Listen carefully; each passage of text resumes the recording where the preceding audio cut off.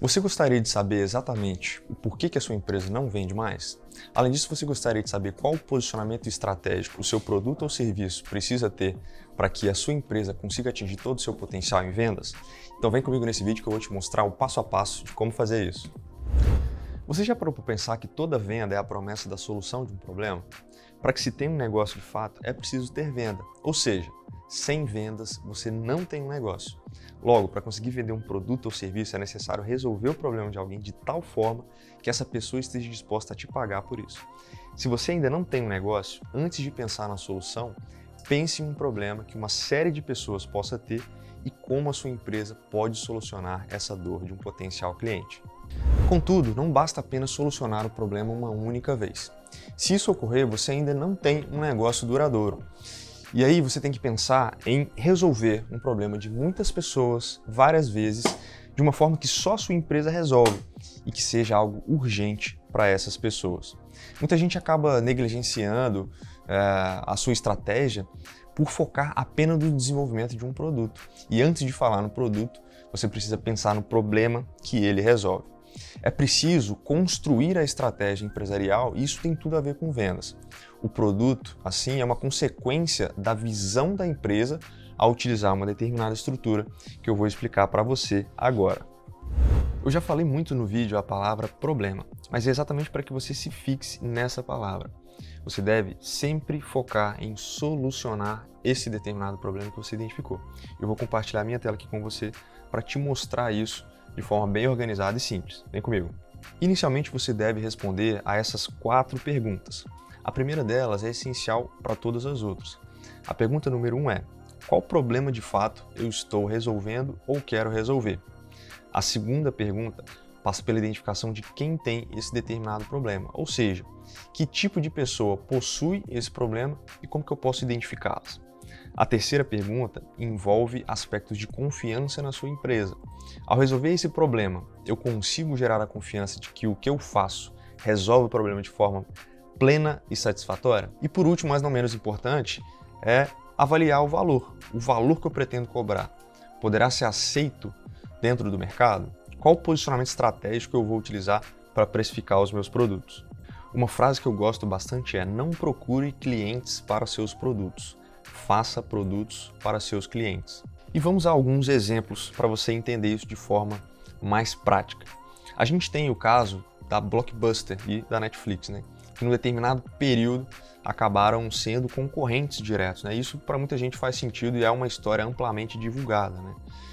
A Blockbuster, por exemplo, ela considerava que ela resolvia o problema de locação de filmes, sendo que ela focou em aprimorar a estrutura da sua locação física. E na verdade o que a Blockbuster de fato resolvia era o entretenimento domiciliar, na qual a Netflix, por exemplo, conseguiu solucionar de forma muito mais profunda e recorrente a partir da expansão da internet, por exemplo. Oi! Eu queria falar com você sobre o Netflix. É um novo e incrível serviço que permite assistir a filmes e séries ilimitados instantaneamente. Você pode assistir a Netflix no seu computador ou na sua TV através do seu videogame ou outros aparelhos com conexão à internet. Uau, isso foi rápido. E o melhor, Netflix custa só R$15 por mês. Mas não acredite num castor. Ouça o peixe. É verdade. Experimente. Grátis já. A Netflix, assim, fez com que esse concorrente dela, a Blockbuster, minguasse até não ter mais relevância exatamente porque passou a entender que o problema que deveria ser solucionado não era estritamente o de filmes, e sim um outro problema mais profundo. Isso é o que você tem que ter em mente. E um outro exemplo que eu vou tratar com você é algo menos comum de ser abordado, que é o caso entre a Cacau Show e o Boticário. E aí você pode se perguntar, mas eles nem vendem o mesmo produto, como é que elas podem concorrer entre si? Esse exemplo mostra que duas empresas de ramos muito distintos, elas podem disputar o mesmo cliente, já que ambas disputam, por exemplo, no caso dessas duas, o mercado de presentes. Então, ao invés de você apenas observar os seus clientes diretos, quais outros clientes indiretamente acabam fazendo com que o seu cliente os procure ao invés da sua empresa. Isso vai impactar diretamente na forma como você vai vender os seus produtos e serviços.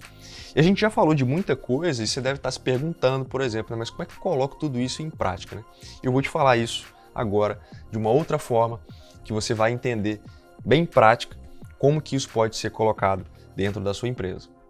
A estratégia consiste em definir o posicionamento da empresa no mercado. Para isso, é necessário que se tenham objetivos que definirão para onde a empresa vai. Para atingir esses objetivos, escolhem-se caminhos que envolvem algumas restrições, visto que esses recursos de tempo, dinheiro e energia, eles são escassos. E a gente chega na parte da estrutura, que é a soma de pessoas, processos e infraestrutura. Então a gente vai falar de cada um deles de forma detalhada. Existem 3 formas de posicionamento estratégico. O primeiro deles é liderança em produto, o segundo é excelência operacional e, por último, intimidade com o cliente. É preciso escolher uma delas para ser a prioritária no seu negócio. A gente vai falar primeiro da liderança em produto. Caso você queira escolher esse tipo de posicionamento estratégico, você deve gerar uma consciência mercadológica de que o seu produto é o melhor. A gente tem um exemplo muito evidente atualmente que é o caso da Apple. Ela consegue, por exemplo, atrair um determinado tipo de persona que se identifica com os valores da marca e o que ela representa. Para esse tipo de posicionamento, você deve se preocupar em nunca delegar o seu branding e a pesquisa e desenvolvimento dos seus produtos, pois isso faz parte do seu core business.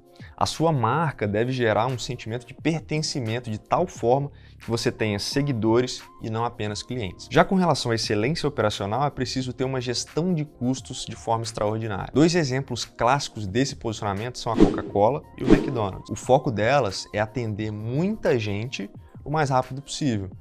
Elas focam também na efetividade e o cliente não tem, por exemplo, o poder de escolher ou mudar o seu produto.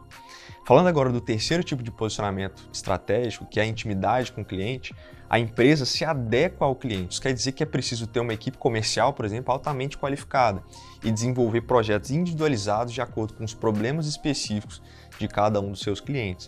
Empresas de consultoria de gestão empresarial se encaixam muito bem nesse tipo de posicionamento estratégico. Se você não for específico no posicionamento estratégico, você vai acabar queimando recursos sem um direcionamento adequado. E aqui cabem alguns exemplos de estratégias de disfarce. O Cirque du Soleil, ele foca em excelência operacional, mas passa a imagem de liderança em produto. O Facebook, por sua vez, também foca em excelência operacional, mas passa a ideia de intimidade com o cliente. E esse é o caso do Nubank, que por incrível que pareça também tem essa estratégia do Facebook. Tendo definido o seu posicionamento estratégico, a gente passa para a definição de objetivos. Eu vou deixar aqui um vídeo completaço que a gente fez, uma descrição exatamente sobre os objetivos e como utilizar a metodologia de OKRs para isso.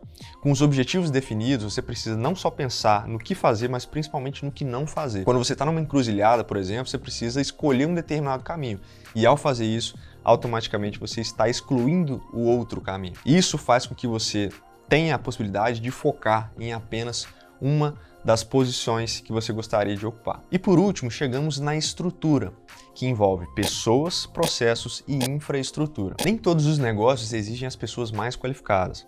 Concordo que para um trabalho no McDonald's, que geralmente são trabalhos mais repetitivos e seguem um processo, a qualificação das pessoas não precisa ser a mais alta do que, por exemplo, você teria numa consultoria em gestão estratégica.